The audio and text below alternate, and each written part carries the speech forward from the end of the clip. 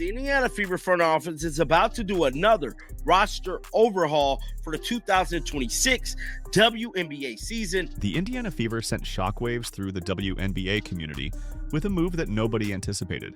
Hours after their playoff elimination, the organization released 8 players in a single night. This wasn't just roster management. This was a declaration of intent that reverberated throughout the league. To understand why the Fever made such a drastic move, we need to examine the season that preceded it. On paper, the year showed promise. The arrival of Caitlin Clark brought unprecedented attention, ticket sales soared, and national media coverage reached levels the franchise had never experienced. But beneath the surface, cracks were forming. The team's performance was inconsistent at best. Games that should have been victories slipped away in the fourth quarter.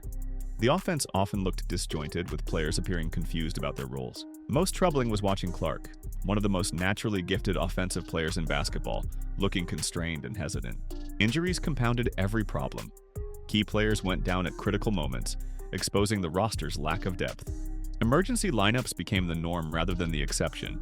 The coaching staff struggled to maintain any consistent rotation, and chemistry never had a chance to develop properly.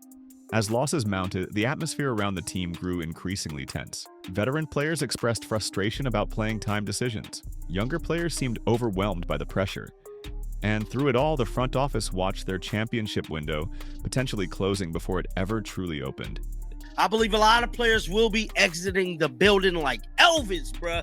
They got to get the hell out of Dodge. Now, I'm telling you right now, I believe more than half of this team is going to leave. I just got to keep it real. A lot of players is going to leave.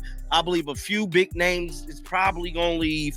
And more importantly, we need to get the ball back to Caitlin. To grasp why the Fever restructured everything around one player, you need to understand what makes Caitlin Clark special. This isn't just about points and assists.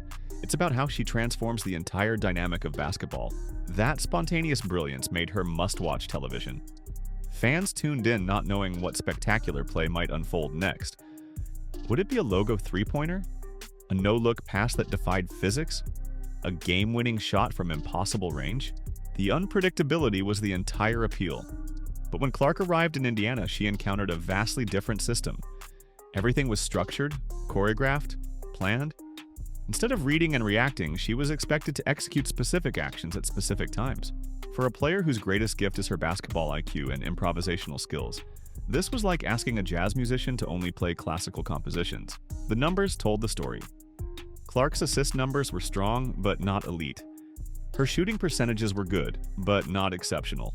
She was clearly talented, but she wasn't the transcendent force everyone knew she could be. And fans who'd followed her college career immediately recognized the problem. The system was working against her natural abilities. Let's listen to what Caitlin Clark had to say years ago. A huge reason why I came here, and that's what she preached to me in the recruiting process. You know, you're going to have the ball in your hands a lot. And I think a lot of my final schools kind of had that same look, but I think the read and react offense that we run was super important for myself. You know, you're making basketball reads. It's not a set. You're not being told what to do every single time you come down the floor. You're just playing the game you love. Stephanie White arrived in Indiana with a solid reputation as a player developer and tactical coach. Her structured approach had worked with younger teams that needed clear guidance and consistent frameworks. In previous situations, her methods had produced results. But coaching Caitlin Clark presents a unique challenge that requires different tools. It's the difference between conducting an orchestra and managing a jam session. Both require skill, but they demand fundamentally different philosophies. Tensions reached a boiling point in late-season meetings. Executives pushed for opening up the offense immediately. White argued that the team wasn't ready, that rushing change would create more problems. Both sides presented valid arguments, but they were fundamentally incompatible visions. Now, with 8 players gone and the organization committed to a new direction, White faces a career-defining moment. She can evolve, embracing a more fluid approach that empowers rather than restricts. Or she can hold firm to her principles, which would likely result in her joining the departed players on the exit list. Several coaching insiders believe White has the capability to adapt. She's a smart basketball mind who understands the game at a sophisticated level. But adaptation requires more than capability. It requires willingness to fundamentally change how you see the game. That's asking a lot of any coach, especially one whose methods have produced success elsewhere. We all know Stephanie White was running a whole lot of sets, bro. Whole lot of sets, whole lot of off-ball things, whole lot of things that Caitlin Clark really don't like to do, bro. Let's just be honest. Caitlin Clark is being the biggest trooper for this damn basketball team. But I think, just like I stated before, go back to the basics. Each of the 8 departures tells its own story about the organization's new priorities and the brutal realities of professional sports. No one predicted them to go this far, especially without Caitlin Clark. Now, granted, they was projected to be, final contenders, but that was with the roster that they had. Obviously, they had a whole nother roster, and like I keep telling y'all, momentum was the key. Shea Petty and Damiris Dantas. These bench players showed flashes of potential but couldn't deliver the consistency needed. Both struggled with injuries throughout the season, and while the coaching staff liked them personally and believed in their upside, the front office needed reliable contributors who could step in during critical moments without extensive handholding. Natasha Howard. Perhaps the most shocking name on the list was Natasha Howard, a player with championship experience and a notable reputation league-wide. On the surface, this seemed counterintuitive. Don't contenders need proven veterans? But the decision came down to fit and finances. Howard's preferred style of play clashed with the up-tempo system the Fever envisioned, and her contract demands were substantial, eating into cap space that could be allocated to multiple pieces that better suited the new direction. Lexi Hull. The most emotionally difficult cut for many fans involved Lexi Hull, a player beloved by the fanbase for her defensive abilities and connection with the community. Social media erupted when her release was announced, with longtime supporters expressing betrayal and disappointment. But sentiment can't override production, and the hard truth was that her declining production and injury concerns couldn't justify her salary anymore. The front office made a calculated decision that short-term public relations pain was worth long-term roster improvement. Erica Wheeler.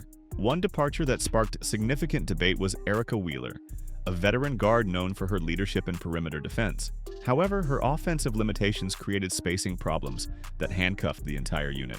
In today's WNBA, you can't hide players on offense, especially when building around a ball-dominant guard who needs room to operate. The Fever chose offensive versatility over defensive specialization, betting they could find players who provided adequate defense without becoming offensive liabilities. Grace Berger and Victoria Saxton. 2 developmental players with intriguing potential were also released, which surprised many observers. These were low-cost assets with room to grow. But the front office determined that their timelines didn't align with the championship window. The Fever don't have the luxury of patient development. They need contributors now who can help Caitlin Clark win immediately. Temi Fagbenle. Another veteran departure was Temi Fagbenle, who brought experience and international pedigree. Her release spoke to how completely the organization was reshaping its identity. They weren't just changing the system, they were changing the entire personality of the locker room to one centered around youthful energy and Clark's generation, rather than veteran wisdom. Each release required difficult conversations, emotional goodbyes, and acceptance that professional sports often demands cold pragmatism. These weren't bad players or problematic personalities. They simply didn't fit the specific, narrow vision the Fever were pursuing. Granted, they was running this off ball and doing all these different experiments. Without momentum, I don't believe they would have made it as far. I believe they was playing meaningful basketball just due to the amount of injuries that the team took, and it kind of motivated them. They said it in their exit interview. The bench power pretty much motivated them and gave them the energy they need to prolong and get through a bunch of them long stretches in them series. With the old guard departed, the Fever's new identity is taking shape.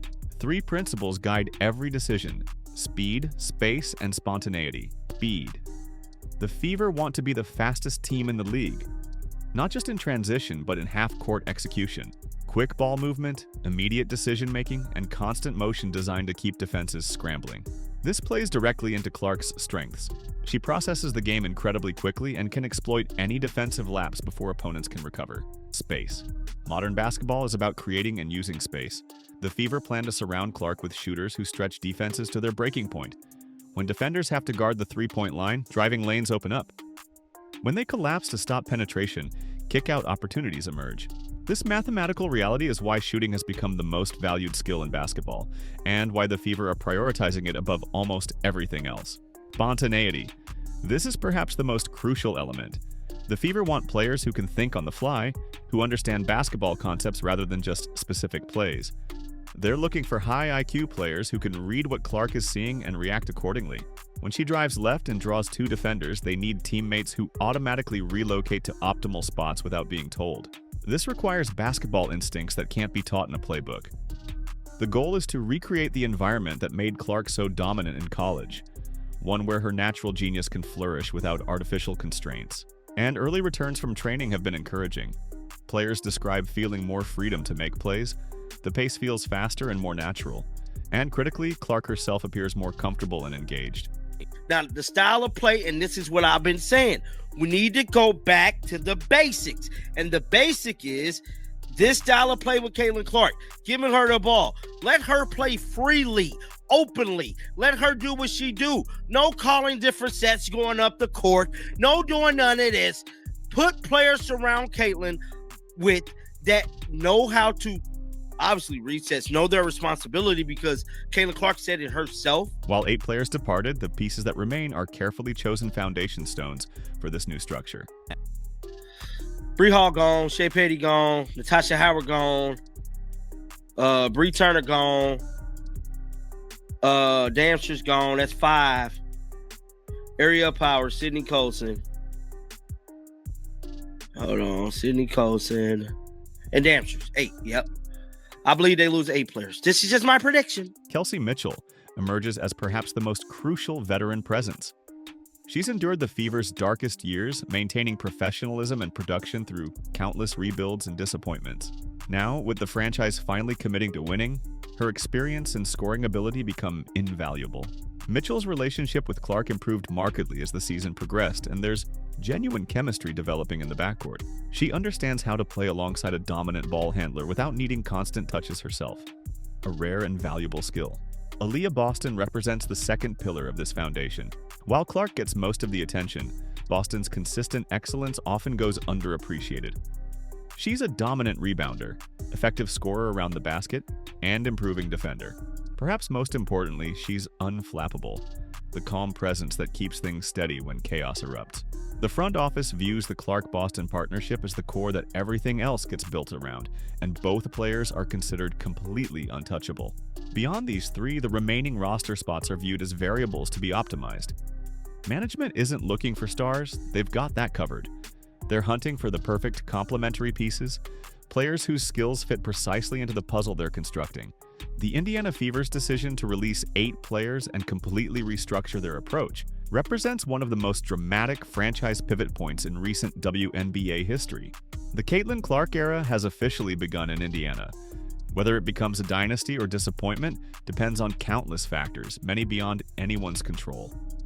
But the franchise has at least given itself a chance by refusing to accept mediocrity and having the courage to try something different. As the saying goes, fortune favors the bold. The Indiana Fever are certainly being bold. Now we'll discover whether fortune follows.